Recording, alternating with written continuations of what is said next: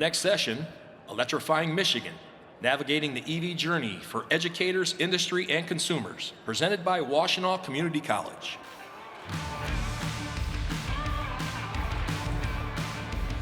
All right. Thank you to our panelists for joining today. And thank you to our audience. I'm Allison Malik. I'm the founder and chief executive officer of Middle Third. And today with me on the panel, we have Dr. Rose Belanca, president and chief executive officer of Washtenaw Community College, Tom Buttman, vice president of Buttman Ford Dealerships, Neil Foley, director of marketing and electrification at DTE Energy, and Glenn Stevens, executive director of Mish Auto. So to kick us off today, I'm going to ask a question for the entire panel to get each of your thoughts. We'll start with Rose. In your view, what is Michigan's unique role in the electric vehicle and hybrid revolution? And how can we position the state as a global leader in the field? Thank you. Well, as you know, we're the Motor City, right? So that is our unique role. We have a commitment, we have a title, we have to keep moving forward and pressing forward. So which means that we have to be the most prepared. And to do that, I believe the catalyst in maintaining that is talent and education, and providing that right education and continuing to develop it, working along with industry, with government, and with students and all the sectors. So that's what I would say. Thank you so much. And I'd like we'll just move down the road. Great, sure.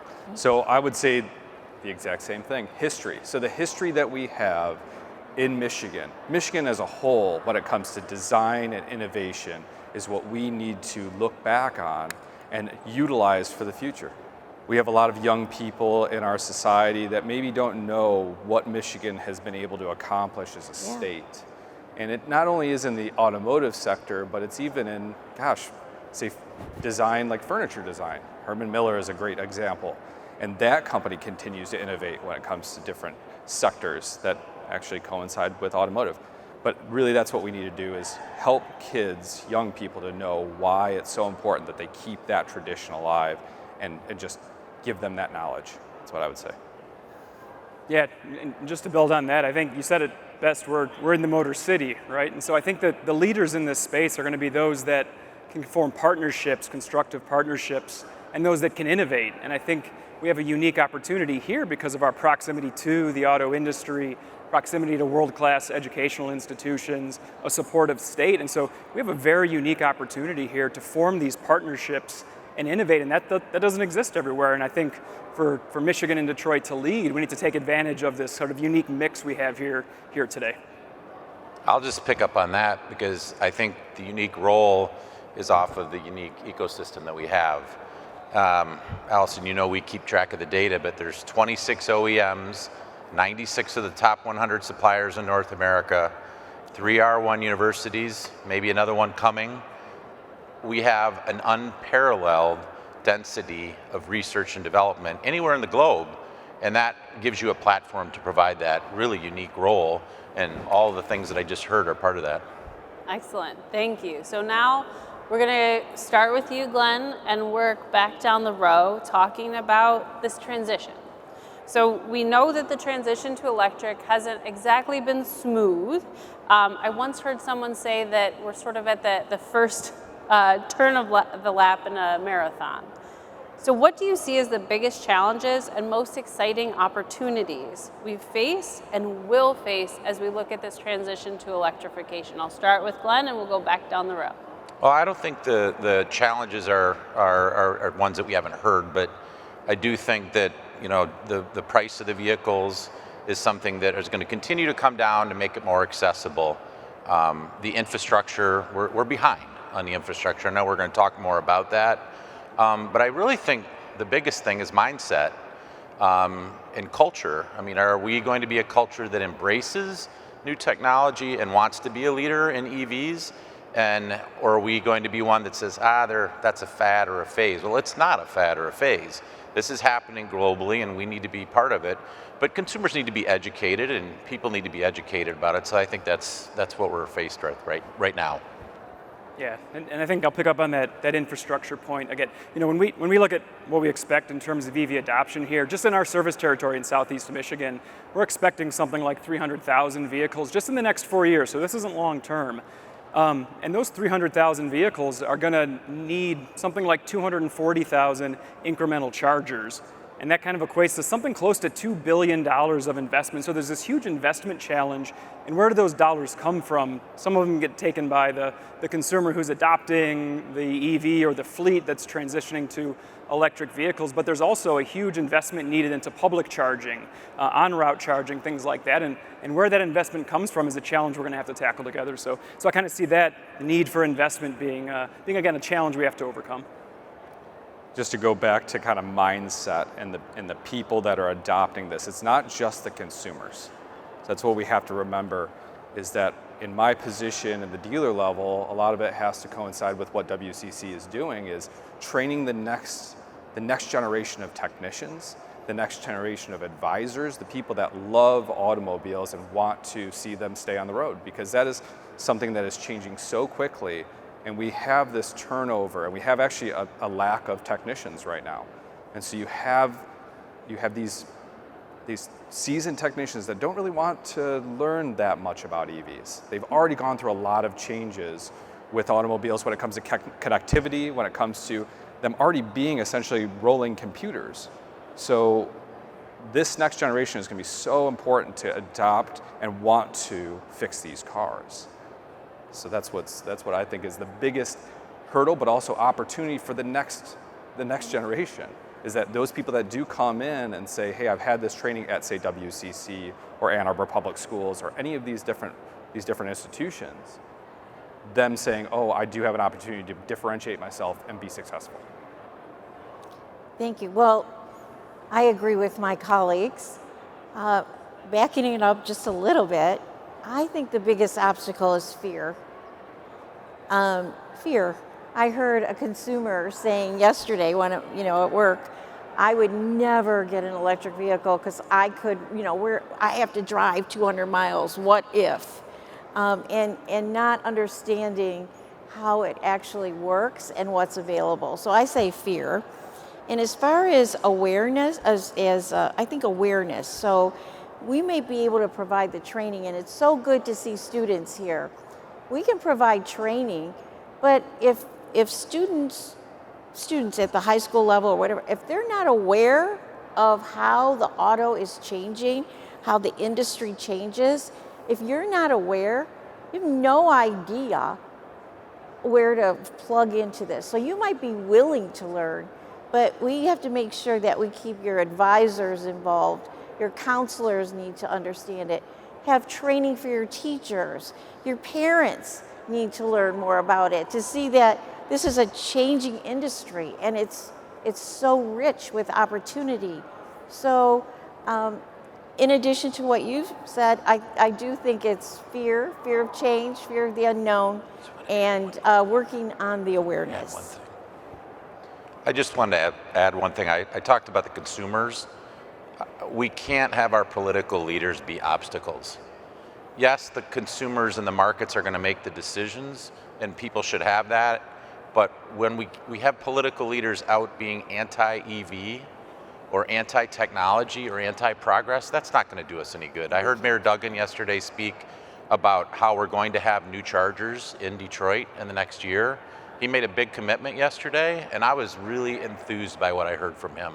So they have to be enabling, but not an obstacle. I think you've all made really good points, and I think even just seeing what this show and the announcements from the city and what this show is allowing people to see. I was actually up on the show floor this weekend with my family, seeing so many people get exposure to try driving EVs, to learn, seeing the DTE display. It's really exciting to see the evolution to be able to give more of that exposure and hopefully chip away at some of that fear.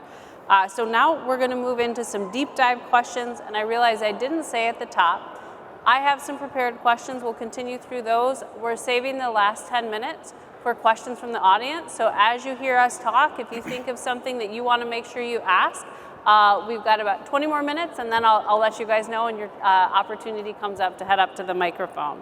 So my first question is for Rose. How is, in particular, WCC equipping students with these skills necessary for the rapidly evolving EV and hybrid workforce? You talked a little bit, we need to make sure people are aware. What is WCC doing? Are there specific programs or credentials that stand out as essential for bridging the talent gap? Absolutely, thank you.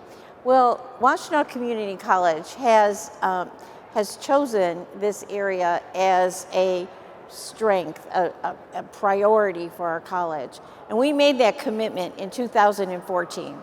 And so once we made that commitment, we decided in order to be the best, we would need to work with industry. And at that moment is what we could continue to do. We develop our curriculum from the outside in. So everything we do is with our industry partners, like Tom here, and developing curriculum on advisory boards. And our faculty have completely redone their curriculum. I admire them so much. So they have been trained and retrained all along. And once you make a commitment, we made a commitment to the government in 2017 in order to accept millions of dollars in order to revamp our program. You make a commitment, and our board made a commitment, that means you're in it for the long haul. And to be in the long haul, you have to have state-of-the-art curriculum and programs. So right now, what we are doing is we have two certificates in particular relating to EV, which are EV safety fundamentals and EV service tech. Now, I know I have students here. We also train incumbent workforce, people in the workforce as well as companies to retrain individuals. So while you're doing this, there might be a company that also is looking to us saying, can you help us retrain our individuals? Or, I don't know, maybe we even work with dealerships to retrain some of your individuals in these areas. We also work, as I mentioned before, very closely with other corporations, like in the area of semiconductors. We're part of the MSTAR program with KLA and with IMEC and with the University of Michigan and with General Motors. And as you know, a semiconductor is a critical component. You need much more of them in the development of electric vehicles and batteries. So we are involved in there. We have applied associate's degrees. So if you want to, in transportation technology, it's a degree in applied sciences. So there's no dead end when you come to Washtenaw Community College, because you can come and you can have a certificate, go to work. Your employer, they're going to steal you right from our program. So you go out to work, and what happens is, you're out there working and you think, gee, I want to go back. You come back to WCC. We have the next certificate for you to take right in that course. Or you might decide then, gee, I want that associate's degree. Come right on back. Or you might decide, gee, I think I want to be an engineer. Okay, well, guess what? We have a partnership with the university. So the whole pathway is what we do to prepare individuals for the workforce. I'm sorry, I hope I didn't I get so excited. That's good, that's good. I'm sorry. That was a lot of really important information, especially for everybody in the audience, so thank you. One kind of deep dive on that I wanted to ask is, how do we ensure that opportunities within the EV space are available to all segments of the population? Can you talk about that a little bit? Yes, and that's where we always pay attention to that, and that's where actually partnering with government is so important, and state agencies like the MEDC, Michigan Economic Development Corporation, or grants like we have with D3C3, working with the chamber, with with our advanced Ypsi grant, where we're going right into Ypsilanti High School and working with students in Ypsilanti High School and their parents, so the high school youth as well as their parents in the mobility field. So, and working with K-12, if you look at the K-12, there you're definitely going to talk about every single segment in the community. Those are just some of the ways. Thank you so much. And to my panelists who know the order of the questions, I'm actually going to switch it up a little bit. So Neil, please be patient with me, but I'm coming for you. Tom, can you talk a little bit? You hinted at some of the challenges that dealerships face with training current employees. Can you talk a little bit about, in a little bit more detail about those challenges, especially focused on EV and hybrid sales and service, and maybe give some examples of how your relationship with WCC has helped to address some of those challenges? Absolutely. So just kind of what I touched on earlier is just the generational change right now when it comes to not only technicians, but also advisors, sales advisors, service advisors. So our biggest challenge right now is adoption of mindset, is adoption of being able to go from being a salesperson or going from being kind of more of the traditional technician to becoming a advisor, a sales advisor, and helping people to understand the technology better, but also transitioning our technicians to becoming essentially computer engineers. I mean, a lot of what we have going on now, just to say how WCC helps us, is that we have people coming out of WCC that are well trained in computer systems and how they interact with traditional automotive powertrains right now. The next generation of what's just starting within the curriculum, obviously we talk about the EV curriculum, is now they're going to have that transitional knowledge, because at WCC they're not only going to go for that EV certificate, they're also going to be going for more traditional. And so that's one of the biggest challenges right now, is having technicians that are able to adapt to any situation. So I keep going back to them. Obviously salespeople, advisors are very important, but technicians have always been something that have had to be advanced, have had to be students of the industry, because they not only have to work on mechanical issues, they also have to work on HVAC issues. Yes, they also have to work on electrical issues. Right. And now they're turning into electricians, like more of electricians, more of computer scientists. So that's one of the biggest things that we try to really help them to get the training. Ford Motor Company's helped us out a lot with the training. I touched on ACE program earlier, which we partner with Ann Arbor Public Schools, Washtenaw Community College, Southwest Washtenaw Consortium, as well as Ypsilanti Community Schools. And so those partnerships are going to be one of the biggest accelerators for the industry when it comes to the next generation. So that's where I think that our biggest kind of focus is currently. Thank you. And now we're going to have to be careful. You said some of your technicians are practically becoming electricians. We just need to make sure that DTE doesn't scoop all of them up. So Neil, this one's for you. Sure. As EV adoption accelerates, what role does infrastructure play in consumer readiness? And how is DTE preparing for the scale up of charging networks and grid capacity? Yeah, sure. I think, infrastructure is foundational, right? Customers that are thinking about adopting an EV have to be comfortable and confident that that infrastructure is there, so they can abandon the gas station that they're familiar with. They know where it is, they know the price of gas, and move to this new world. And so they have to be confident that that infrastructure is there to give them that ability to transition.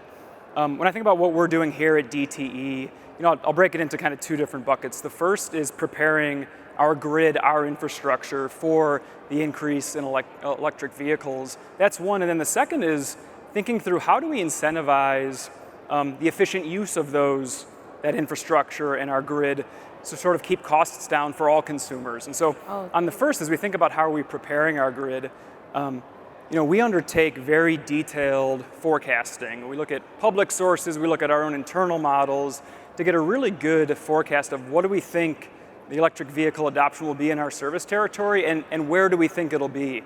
We then use that to feed into our capital planning and our investment plans to say, hey, we think we're going to need, for example, 240,000 new chargers over the next 5 years. Those require new connections, they need to be energized, we have to have the capacity. So what are those investments we're going to have to make to get out in front of those chargers coming online? And so that gets refreshed and updated with a very regular cadence to make sure we're prepared. So that's kind of the first bucket. The second, though, is maybe a little more exciting, which is how do we start to incentivize the efficient use of those assets? And what I mean by that, if you picture a very simple example, if you have two electric vehicles, and if they're charging at the same time, we have to build infrastructure for two EVs so that we can support both that are charging. If we can get those EVs to charge at different times, well, then we only have to build the infrastructure to charge one EV, EVA will do it first, and then EVB will come next. So that behavior, we can incentivize in a few different ways. The most passive way are time of use rates, for example, where we charge a little bit higher rate when our grid is congested and a little bit lower rate when there's some excess capacity. And then we hope people respond to that by shifting their charging to those uncongested times.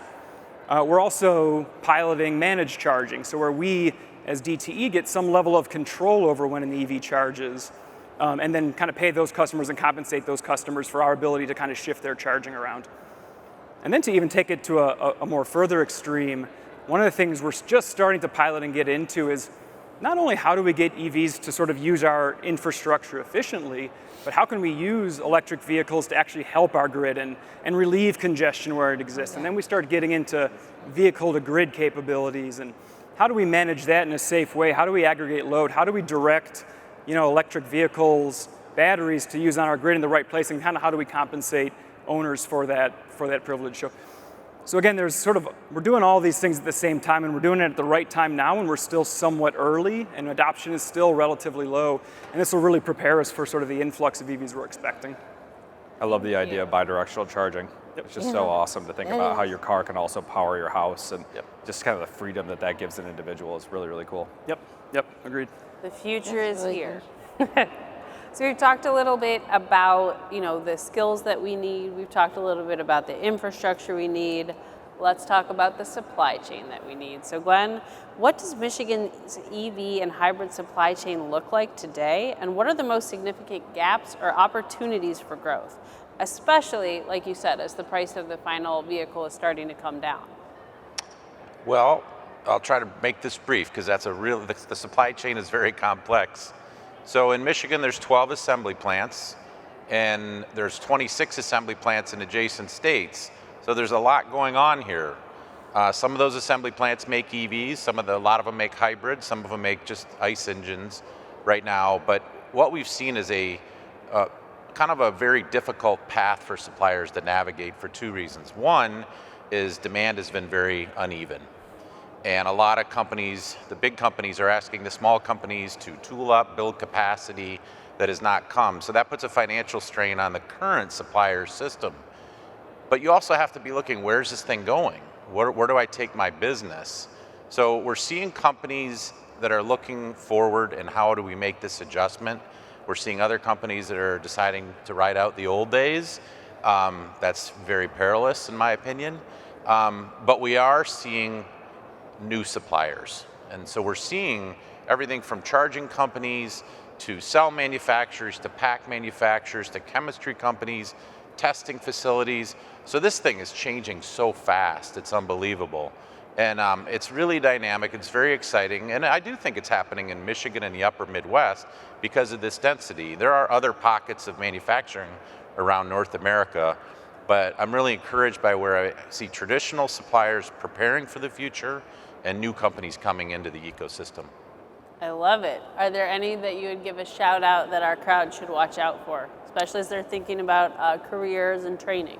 Well, lots of big companies are making these transitions. Borg Warner is a great example of a company that has got a great strategy to evolve, divest some parts of the company, double down on other parts, but there's so many different, the big ones. I also think there's a lot of cool startups. And there are a lot of really new ideas. We're working with some startup companies in the charging space over at New Lab that are pretty exciting. So it's really from startups to the big OEMs that are doing this evolution. Pretty dynamic. I love it. And for those of you who are interested in how to evolve or opportunities, I did see a number of startups up in the automobility space with their hiring signs out. So make sure to hit that up. We're now going to evolve the conversation. We've talked a little bit about sort of the groundwork that needs to get laid to make sure that we have people ready to work in industry, the supply chain ready, the infrastructure ready. Now we've touched on consumer readiness, but we're going to dive in. So this question I'm going to have all of you answer. We'll start with Rose and move back down. Many consumers hesitate to purchase EVs and hybrids due to range anxiety. Rose, you talked a little bit about that, which might be better described really as charging anxiety. Charging stations aren't as widespread or as reliable as gas stations. and interfaces differ between brands. That can cause confusion. And some stations often have a lot of downtime. Things are broken. How do you see this changing or improving in the coming years? So charging infrastructure to help reduce this range anxiety. Well, first of all, providing more workers to the workforce so that we can, maintain our charging stations or help, install new charging stations wherever. So I would say that, first of all. I like what you said, and you said about mindset and helping people unlearn what they've learned and relearn something new. So, I imagine, I watched something on television last night, and the gentleman didn't know because automobiles just came into focus, and he didn't know where to put his horse because his parking spot for his horse was gone, and now he had an automobile. Well, we've done this before. We've changed and changed and changed and changed. So, it's time to unlearn what we've learned and learn something new. So I think if we can provide that opportunity, I think that would help. I think that it's something that, just like what's been said earlier, is that there's now opportunity where not only, say, the grid DTE is helping people to have charging in their homes, but also the manufacturers. So Ford currently has something called the Power Promise. And what it is when somebody comes and purchases an EV from Ford Motor Company, they can opt in to receive a charger. They walk out of our showroom with a new charger.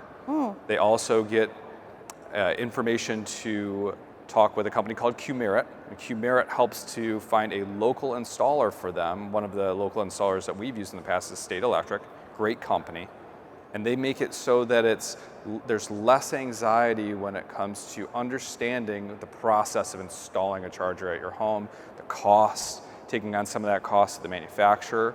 DTE also has programs that are coming up that's going to help with that as well. But also the infrastructure just is changing every single day. There's new partnerships. I mean, there's a big company that a lot of people in this area don't like to talk about as much, but I see a lot of innovation and a lot of good things coming from them. Tesla. So Tesla is obviously now teaming up with Ford Motor Company to open up their charging network to more consumers so that they can find the charging when they need it. And it's only going to accelerate. I mean, we have 2 chargers that we were just talking about on our lot at our business that are going to be open for public charging here by next month. So you're starting to see not only the public sector but also the private sector starting to adapt to this and see opportunities where consumers can really minimize that anxiety. So that's what I'm excited about. That was a great deep dive, actually, and it reminded me, I want to pause for just a second before we go to Neil. This may help inform your question. And turn to the audience. How many of you in the audience have had the opportunity to charge an electric vehicle? Raise your hands. All right. Wow.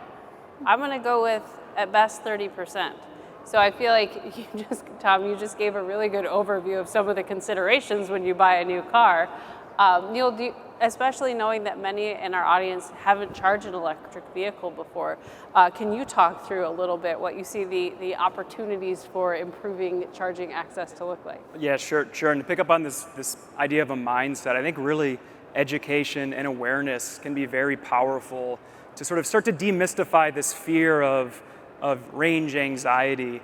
When we poll our customers, both EV owners and non-EV owners, we find that something like 30 to 40% of customers can't even identify a public charger near them. And we know that those public chargers exist. So people aren't even aware of the public charging infrastructure that exists. And so starting to educate customers that these public charging exist, they have access to it, it's not some scary new world, it's right down the street from you, can really help alleviate some of that. So I think that just that awareness and that education can be very powerful. And I think we try to do that through booths like we have here at the auto show. We do ride and drive events where we kind of bring vehicles out into the communities. So we're really trying to bring that education, but it's a process and it's different. Like I said earlier, it requires a consumer to be confident enough to abandon the gas station they pass every day and get comfortable with a whole new set of infrastructure that they're going to take advantage of. I just would add strategic placement and reliability. And I'm encouraged right now the state is undergoing a project to assess where we should be investing the chargers. Not how many, but specifically where they're needed. Because there's a lot of chargers that sit idle. I mean, I pass them around Michigan. But the other thing is reliability. And that's one of the assets of the Tesla network, is that it is very reliable. It's not only pervasive, it's reliable. And you hear a lot of people, I just got my EV, and what percent are charged at home? I forgot. It's like 80%, right? A lot, yep. So, I mean, that's a given, but you still got to be able to get out there, particularly travelers. And I took an EV, a Lightning, to West Virginia and back in the fall. And let me tell you what, that was an adventure. It was a real adventure. I loved the vehicle, the technology was incredible, but the further south you get into coal country, the less chargers there are. It was a real adventure to get that thing charged, and then they would be broken. But there was a Tesla charger right there I couldn't use. So it's a plug for Tesla, but it's also a call for us to have more strategic placement and more reliability. Well, and just if I could follow up on that, I think what we find is that day-to-day range anxiety is probably more a little bit made up. I think the average daily commute something like 40 miles, Yep. and your average EV gets 200 to 300 miles per charge. So on a day-to-day basis, customers really shouldn't be feeling this range anxiety like they may be doing today. It's maybe more the trips that they're worried about, and this is kind of where that education and awareness of public charging networks can really be helpful in kind of overcoming this fear. Agreed. I'm going to make a plug for multifamily residences and apartment buildings. Yep. I live in a multifamily residence, own an EV, and don't have charging at home. Yep. So range anxiety on a daily basis can Yep. be a thing. Yep. And I saw, Rose, you had one comment you wanted to add, and then we're going to go to our closing comments because I want to make sure we have time for questions. So Rose, what did you want to add? I don't think I had another comment to add, okay. but I do agree with everything you're saying. But All right, thank you. fantastic. So as our wrap for our panel before we open it up for questions, so I hope you guys have been keeping them in your head. After the panelists answer this question, if you have a question you'd like to ask, you can come to the microphones that are located at the side of the audience space, and our technical team will make sure the mic is turned on. So back to the panel. Glenn, we'll start with you, and we will work our way back down. What is the one takeaway you hope this audience leaves with regarding Michigan's EV and hybrid journey and its impact on educators, industry, and consumers? Well, I just want everybody to know that a lot of people are working on this together. It's not something that the state's sitting and waiting idly for things to happen. There's a lot of collective effort on this, and that I do think that as a whole we're recognizing that this is a change that's happening, and we're not going to let this inflection point hit us like past ones have, and we've been a victim of those inflection points. This is one we're embracing. Yeah, and I'll come back to our original question. I think we have all the ingredients here to really be leaders in the industry across the country. I know our utility peers are looking to us in the Motor City to see how we're getting ready for the EV transition. And so I think all the ingredients in here, what I'd leave with is I think we all need to collectively lean into this opportunity, take advantage, form those partnerships, and innovate because we have the space and we have all, like I said, all the right ingredients here to do so. I just want to comment, I feel like I've said multiple times, is the opportunity that everybody has to be able to embrace the change and to find their niche when it comes to the new global automotive market and what this is going to mean to the youth and what that means to their opportunities to be successful in life. That if anybody takes that and says, okay, I'm going to differentiate myself, you will be successful and you will find an awesome career. Well, in addition to what my colleagues said, EV is here to stay. And I guess I would challenge you to write the date of today's conversation and who spoke and what we said, and check it in 5 years. And I'll bet you'll be in an EV. You'll be driving in a vehicle that is electric. So it's here to stay. And we're just in the beginning, the cusp of the whole intersection. All right, we have our first question from the audience. Thank you. I'm Bill Milliken with Washtenaw Community College. Sorry, really quick. Can you guys hear him? Can we get the monitors louder. up a little bit? The audio's a little muffled for us. Testing, 1, 2, 3. Better. Perfect. All right. Perfect. I'm Bill Milliken with Washtenaw Community College, and a question for Neil Foley, I think. Neil, does induction charging have a role to play in meeting the demand for charging that we're all describing today?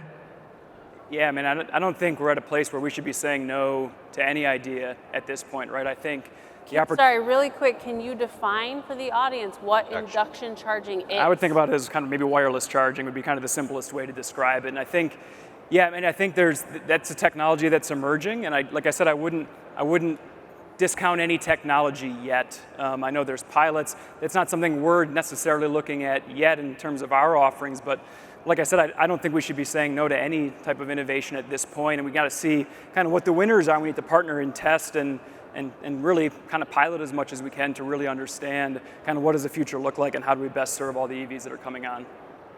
Fantastic.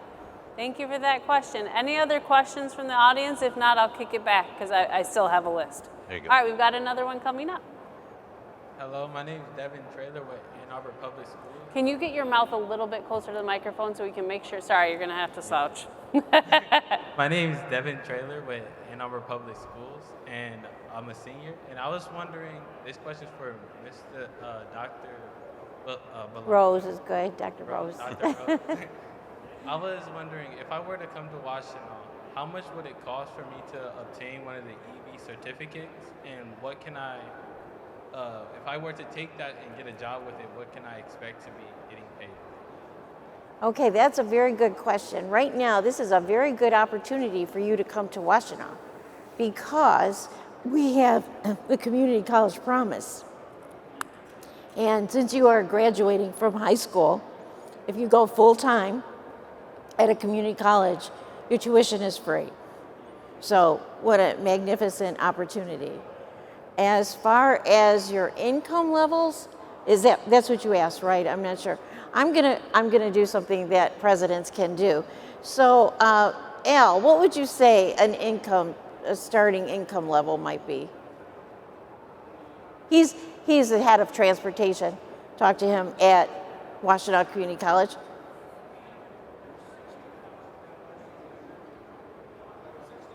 $60,000, okay.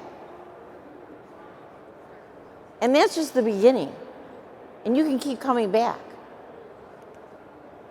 Okay, thank you. And I also want to thank Mr. Bubman for sponsoring our school with the ASC board module. Well, thanks for being here. Yes.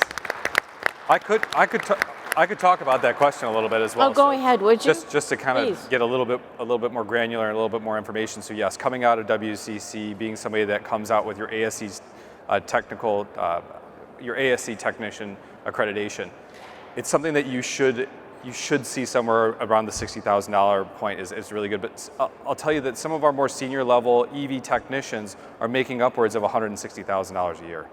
These are not people that have just started, but you're talking about 10, 15 years down the line. And again, these are people that are dedicated and are students of the industry. So I want to make sure that people understand that it takes time to get to that level, and you have to continue your education, and that's through the manufacturer. Thank you. That's a really good distinction. As we think about these careers, there's a place to start, but what's really exciting to see is there's a lot of opportunity to grow as the industry evolves. Next question. Sure, not so much a question. Jacqueline Salazar here.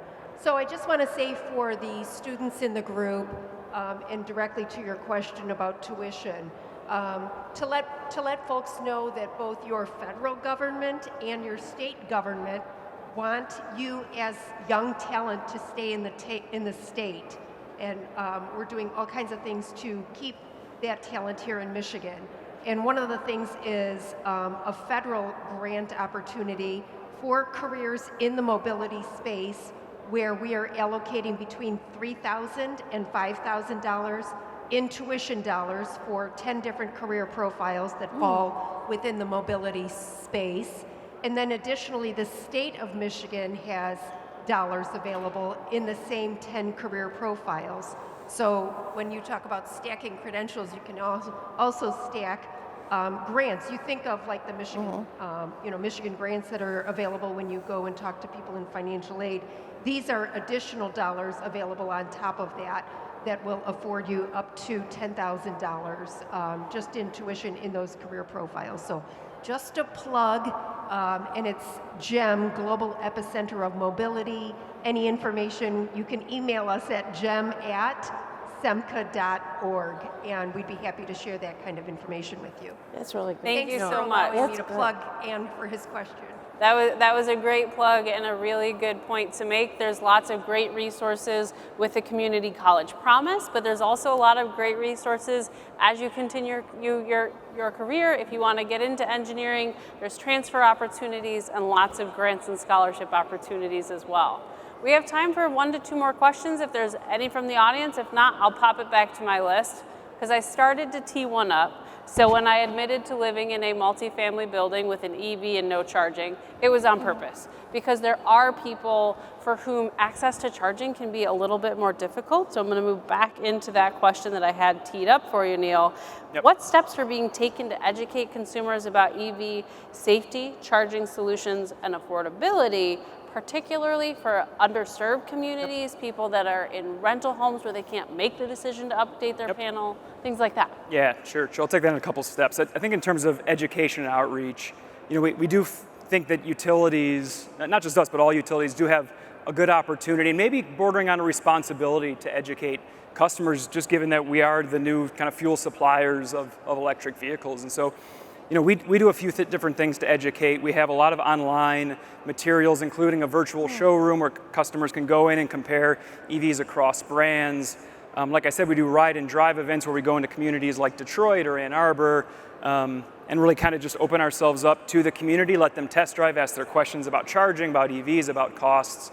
We do other events like here at the Auto Show where we have a booth that will, again, bring a team here to answer questions. But specific to your sort of underserved communities question, we have what we call a transportation electrification plan. It's our roadmap for what we as DTE are going to do in this space moving forward. And it's very focused on serving sort of income eligible, low income customers in disadvantaged communities. And the main way we're supporting that is through different rebates. So we have proposed to offer rebates to income eligible customers living in single family homes that would fully cover the cost of the installation and a charger for those that buy EVs. Specifically to multi-unit dwellings, we have rebates for landlords that want to install chargers in their multi-unit dwellings, and those rebates become significantly higher if you're in a sort of a disadvantaged area or serving a low-income population.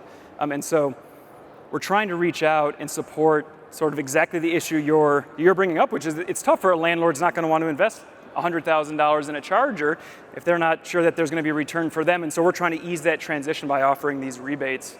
We also have things like our fleet advisory services where we'll go out and help like any company that has a fleet. It could be two vans at a local bakery up to Amazon. We'll partner with those fleets and really walk them through the whole process of how do they electrify their fleet. We'll do a total cost of ownership. We'll talk about charging options, vehicle options with them.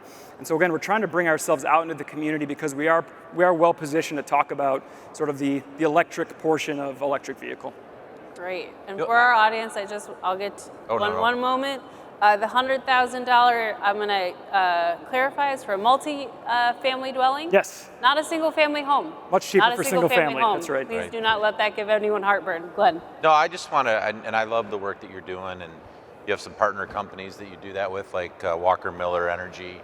But the two other areas I think that kind of go with accessibility are reliability and repairability, and also safety.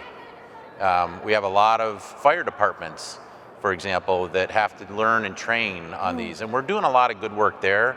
But one of the things that we're really running into right now, where I think Michigan has I hope an opportunity to lead us on the repairability. This is a whole new frontier, right? And the dealerships, you guys know this. So I'm hoping that we lead in that area too. Well, and just to say one thing about that is that this year, the average repair order for an EV, the cost of repairing them has now surpassed gasoline vehicles. That's my point. A lot of that has to do with availability of parts, also the talent it takes to fix those vehicles.